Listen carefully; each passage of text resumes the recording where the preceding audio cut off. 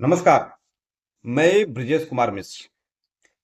दिल्ली में लाल किला के पास जो आतंकवादी हमला हुआ था उसके चंद दिनों के बाद हमारे देश के नेता अपनी काली करतूतों को बताने लगे हैं। वो आतंकवादियों को जस्टिफाई करने लगे हैं। वो कहने लगे हैं कि ये भटके वो युवा हैं। तो कोई कह रहा है कि मुस्लिम युवाओं को बेवजह परेशान किया जा रहा है। तो जम्मू कश्मीर की पूर्व मुख्यमंत्री और मुख्यमंत्री भी राग अलापने लगे और हम हर बार की तरह इनके बेशर्मी को सुनने के लिए मजबूर हैं। हम कुछ कर नहीं पा रहे हैं। कारण हमारे देश की लचर कानून व्यवस्था, सड़ी हुई कानून व्यवस्था और संवैधानिक अड़चने। मतलब ये कैसा संविधान और कानून है, यह कैसा लोकतंत्र है जो हमारे देश में मुस्लिम नेताओं को, हिंदू नेताओं को, वोट बैंक के हबशी नेताओं को आतंकवादियों के समर्थन करने के लिए खुली छूट दे रखा है। हमारे देश में, मैंने पहले भी कह चुका हूं कि हमारे देश में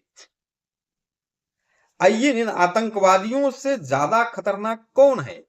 ये आतंकवादी तो खतरनाक है ही हैं, जो इस्लामिक आतंकवादी हैं। पहले तो हमें आतंकवादी कहना हो जो जिहादी मानसिकता के आतंकवादी हैं, जो गजवाए हिंद का सोच रखने वाले आतंकवादी हैं, जो काफिरों का समूल नाश करने वाले इस्लामिक मान्यता के आतंकवादी हैं, जो इस्लाम के रास्ते पर चलकर जन्नत में जाने की बात करने वाले आतंकवादी हैं।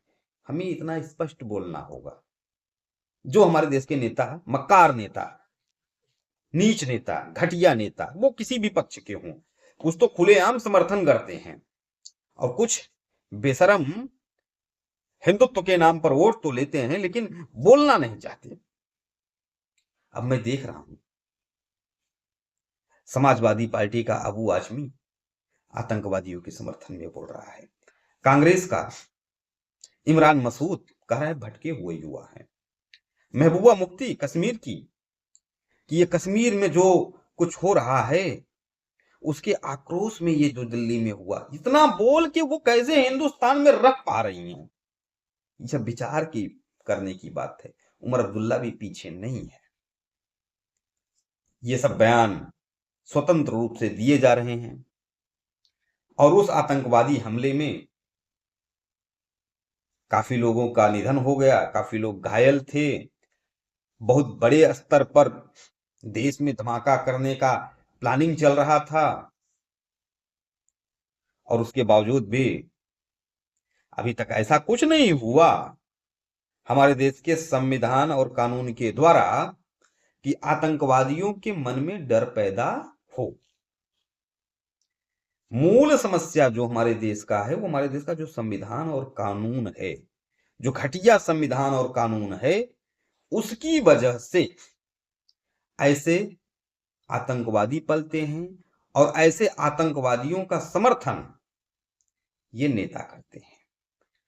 अगर इन जो इमरान मसूद है, अबू आजमी है, महबूबा मुफ्ती है या फिर अन्य कोई भी नेता जो इन आतंकवादियों के लिए हमदर्दी रखते हैं या इनको बचाने के लिए खड़े हो जाते हैं, इनको तुरंत फांसी के फंदे पर चढ़ा दिया जाता है या सार्वजनिक दंड दिया जाना प्रारंभ हो जाए।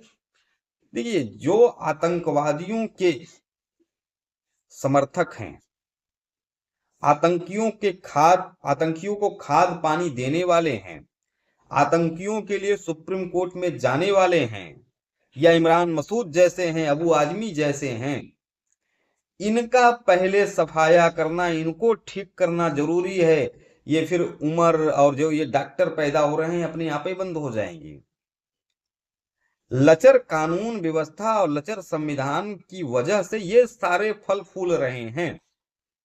सीधी सी बात है। अन्यथा मजाल है किसी देश में आतंकवादी घटना घटी हो और नेता इस प्रकार की भाषा बोले।